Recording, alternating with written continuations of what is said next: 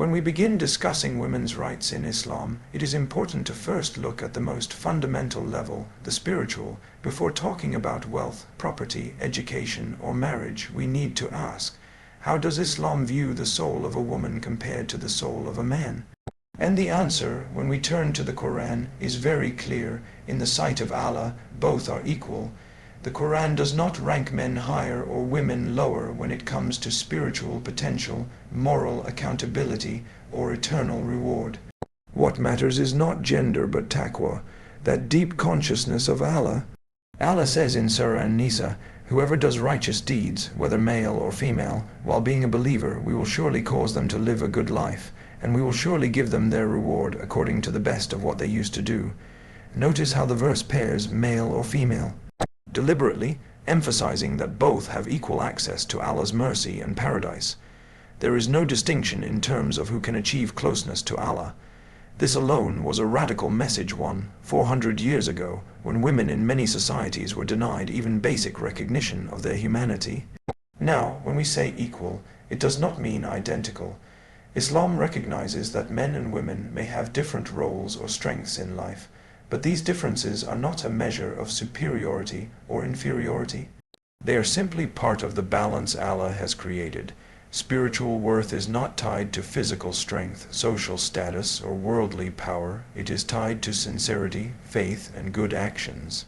A woman who dedicates herself to prayer, charity, kindness, and patience is no less in rank than a man who does the same. In fact, the Quran and Hadith give us examples of women whose spiritual rank surpassed countless men. Think of Maryam, the mother of Isa, peace be upon him. Allah chose her above all women as an example of purity and devotion. She is honored not just as a mother, but as a believer in her own right, someone who endured trials with patience and complete trust in her Lord. Or take Asiya, the wife of Pharaoh, who lived in one of the most oppressive households in history, yet her heart was filled with faith. Allah immortalized her prayer in the Quran, "My Lord, build for me near you a house in paradise." These examples are not given lightly. They are reminders that righteousness has no gender. If we internalize this teaching, it reshapes how we think about respect and value. Too often, societies measure worth by outward roles. Who earns more, who leads more, who speaks louder. Islam tells us to measure worth by something higher, who remembers Allah more, who serves humanity sincerely, who purifies their soul. This is why, in the early Muslim community, women were not sidelined in spiritual life. They prayed in the masjid, they asked questions directly to the Prophet, they narrated hadith, and some became teachers of great scholars. Their voices were not excluded, because their worth was acknowledged.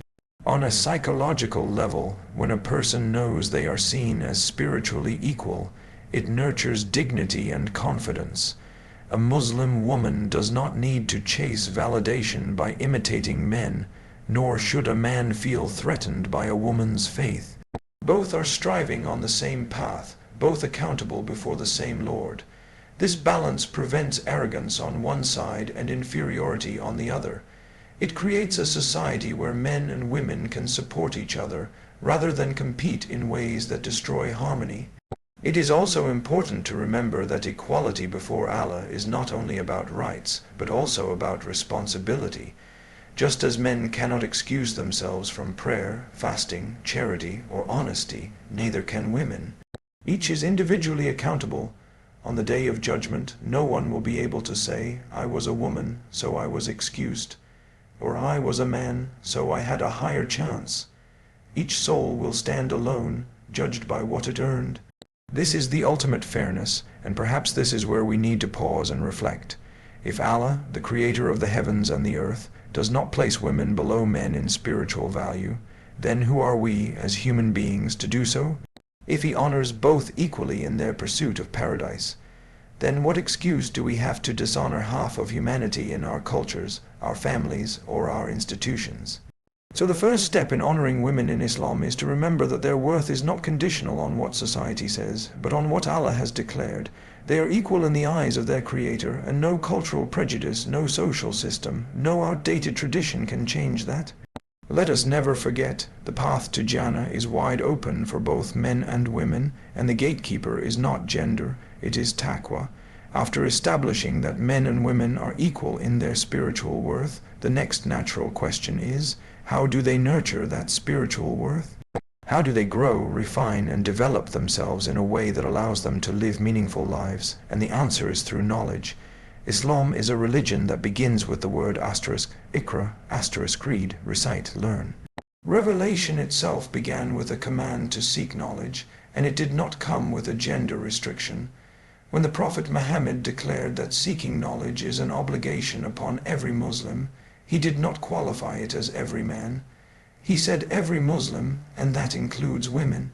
This was not a casual statement. It was a revolutionary principle. In an age where women were denied the right to literacy, Islam told them, your mind matters, your understanding matters, your education is a form of worship.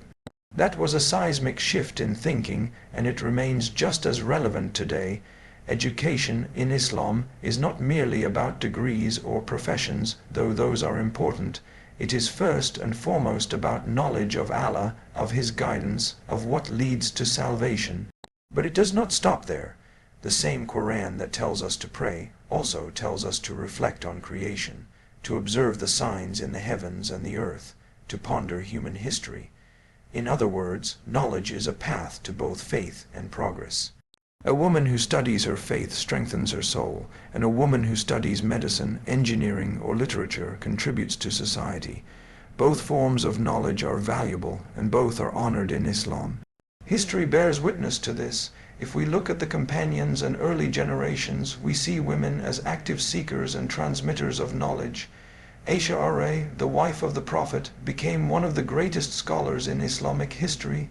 She narrated thousands of hadiths taught men and women alike, and was consulted by some of the most senior companions on matters of law and theology. Imagine that, in a society where people might have thought a woman's voice should be hidden, the most authoritative voice after the Prophet himself on many issues was that of a woman, that is Islam, and she was not alone. Fatima bint Saad, Hafsa bint Sirin, Salama, and many others were recognized teachers in their communities. Their knowledge shaped the intellectual foundation of Islam.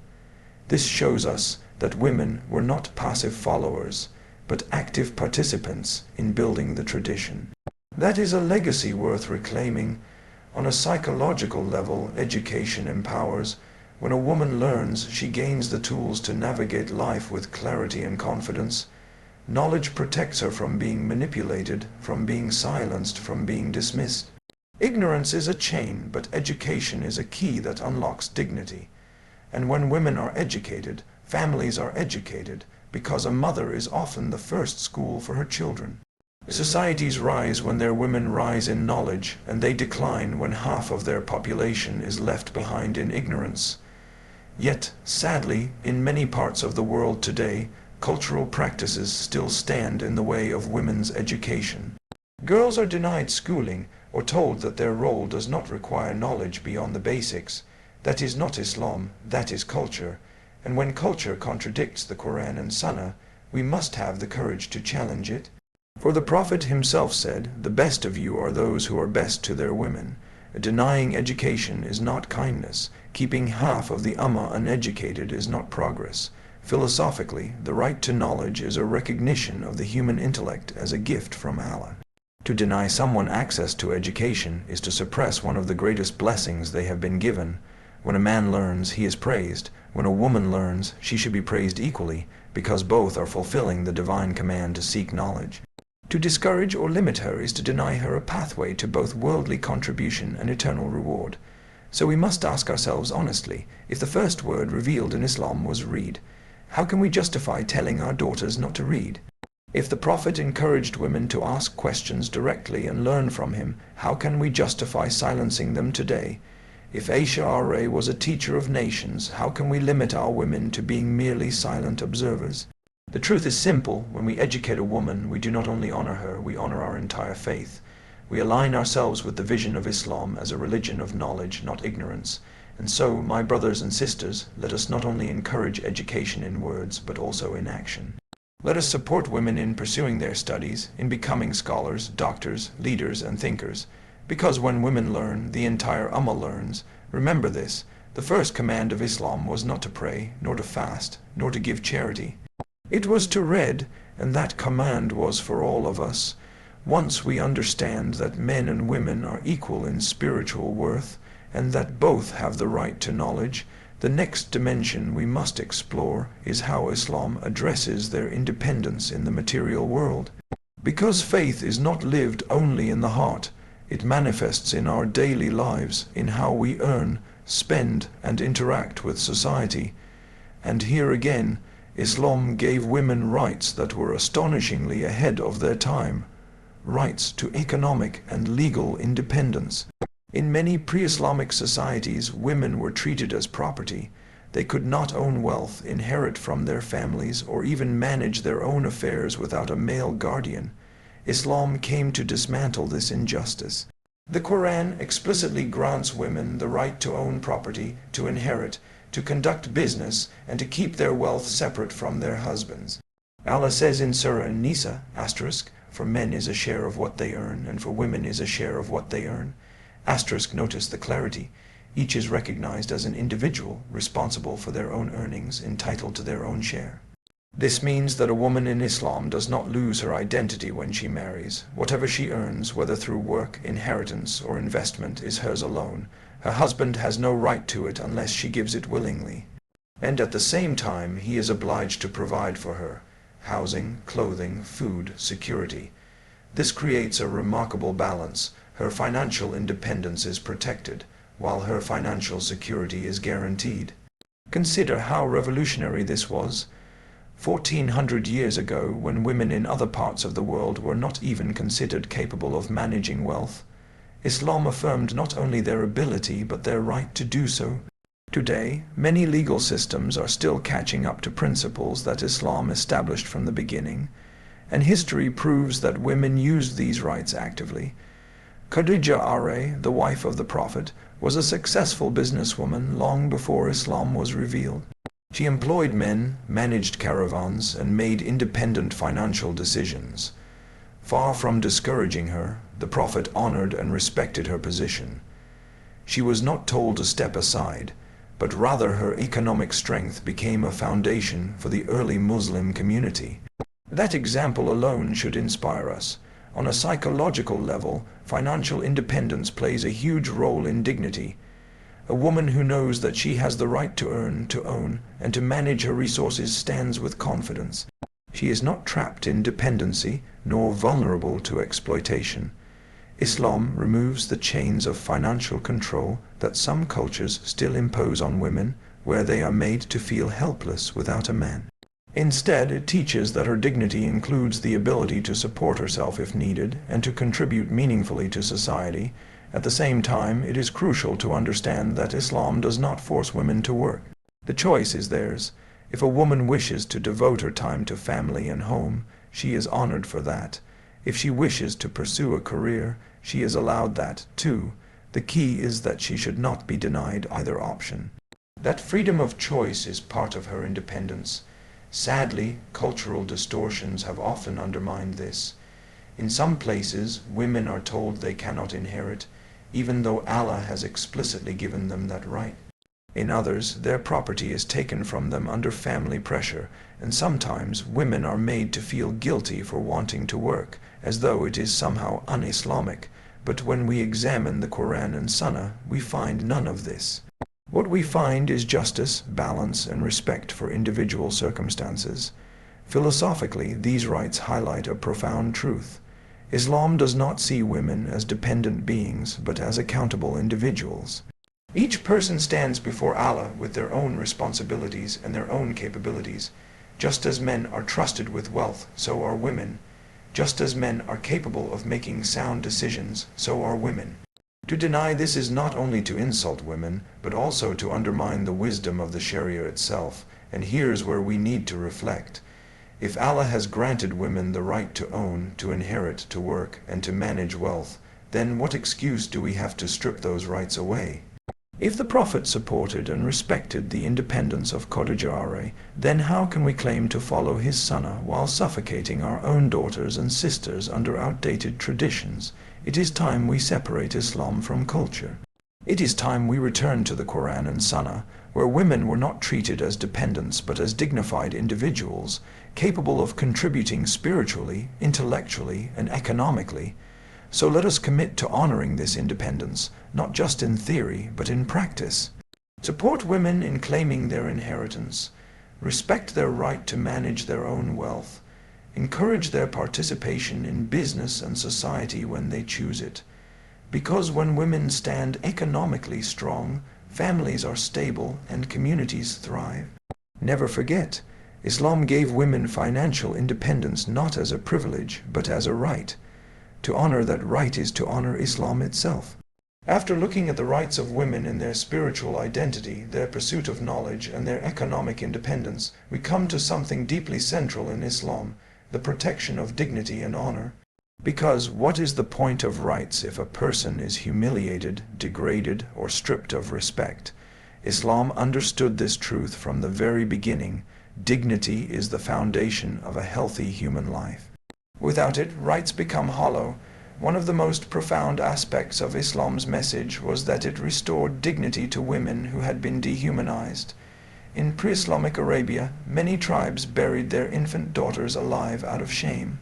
The Quran condemned this practice in the strongest of terms, asking, asterisk, and when the female infant buried alive is asked, for what sin she was killed, asterisk, imagine the power of that verse. It is not only exposing an atrocity, but declaring that a girl's life is sacred, her honor untouchable. Islam shattered the mentality that saw women as burdens or commodities and replaced it with a vision of honor and nobility.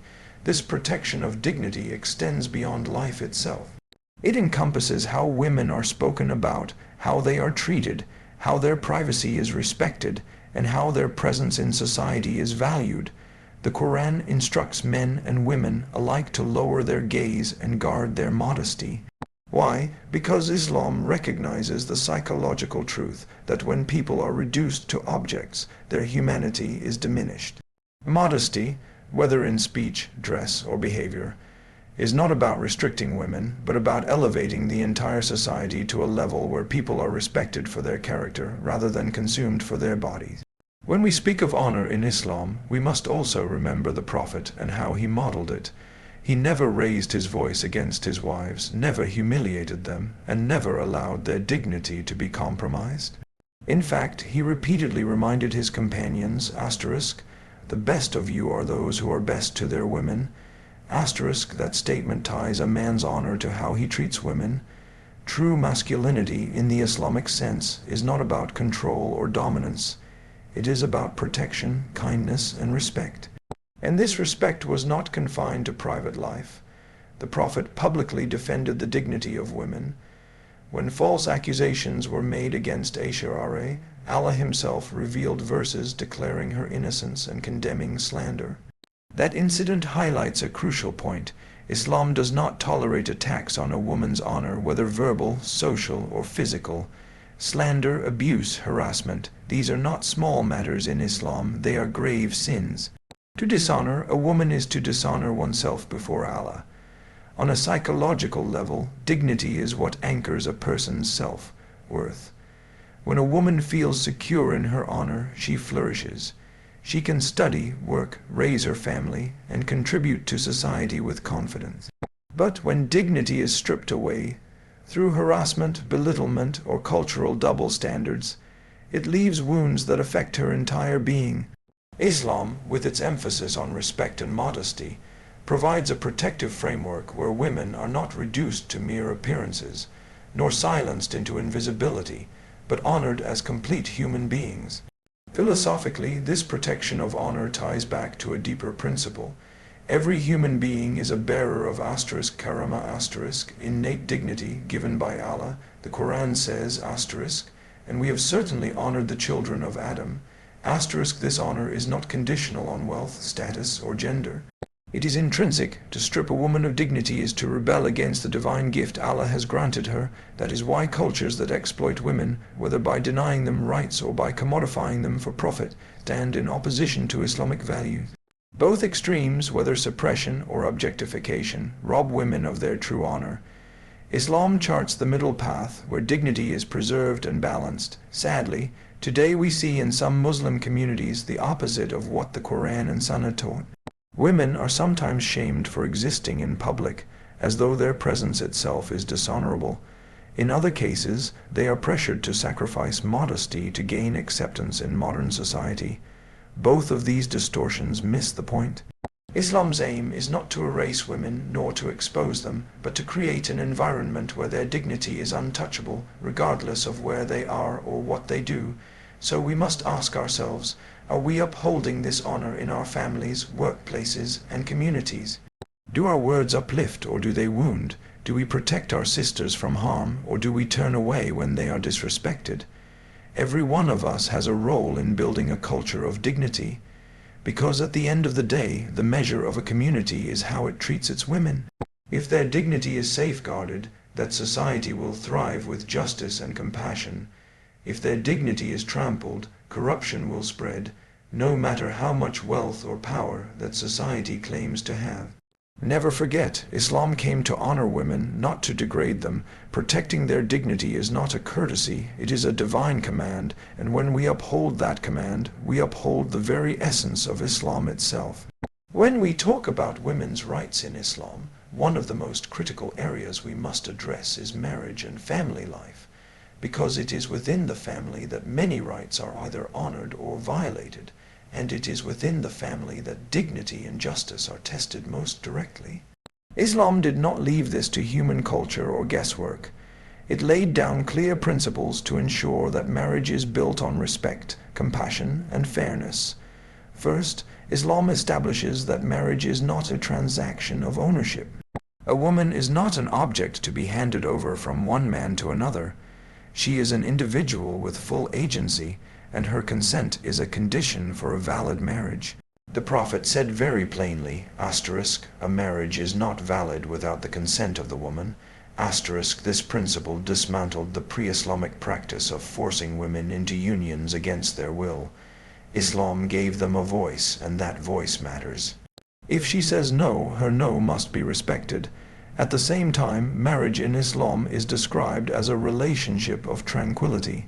The Quran says, and among his signs is that he created for you spouses from among yourselves, that you may find tranquility in them, and he placed between you love and mercy. Notice the emphasis, tranquility, love, mercy. These are not luxuries, they are the very foundation of an Islamic marriage. That means the husband is not a tyrant, nor the wife a servant. They are companions, protectors of one another, garments for each other, covering each other's flaws and supporting each other's growth.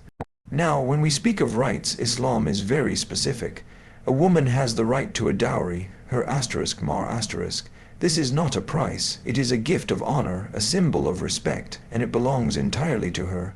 No one can take it away from her, not her family, not her husband. Beyond that, she has the right to be treated kindly, to be provided for financially, and to live in an environment where her dignity is protected. And if she finds herself in a marriage where these rights are persistently denied, she also has the right to seek separation. Divorce in Islam is not encouraged as a first option, but it is allowed as a mercy when the sanctity of marriage is broken. The Prophet himself demonstrated what it means to honor these rights.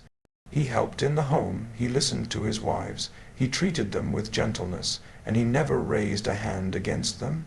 In fact, he said, the best of you are those who are best to their wives, and I am the best among you to my wives. That is not just a statement, it is a redefinition of what it means to be a good man.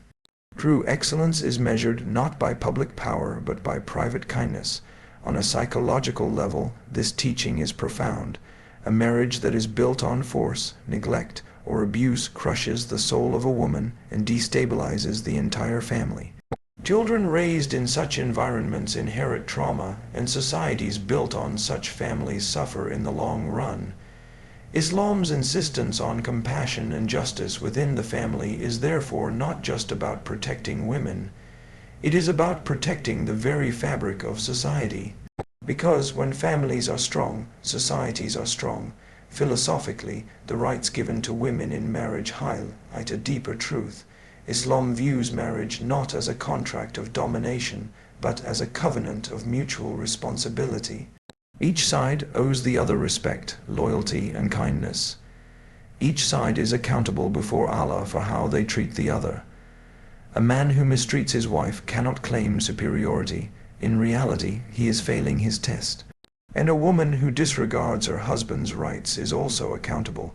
Islam is about balance, and marriage is where that balance must shine most brightly. Yet, sadly, culture often distorts these principles. In some communities, women are pressured into marriages without choice. In others, they are denied their dowries or told that patience in abuse is piety. Let us be very clear. Patience in facing life's challenges is indeed a virtue, but enabling injustice is not. The Prophet never taught women to remain in situations where their safety and dignity were destroyed. He taught us to stand against oppression, and that applies within families as much as anywhere else. So we must reflect honestly. Are our marriages reflecting the Quranic vision of love and mercy? Are our homes places of peace or places of conflict? Are we honoring women's rights within marriage, or are we repeating cultural patterns that contradict Islam? These are difficult questions, but they are necessary ones because the health of the Ummah begins at home. At the end of the day, a woman's right in marriage is not a favor given by her husband or family. It is a right given by Allah. To dishonor that right is to defy Him, and to honor it is to live in harmony with His guidance. So remember this. The truest measure of faith is not how loudly we pray in the mosque, but how gently we treat those at home. When we speak of women's rights and honor in Islam, some might imagine these principles are just ideals written in books, lofty words without real life examples. But Islam does not only give us theory, it gives us living, breathing role models.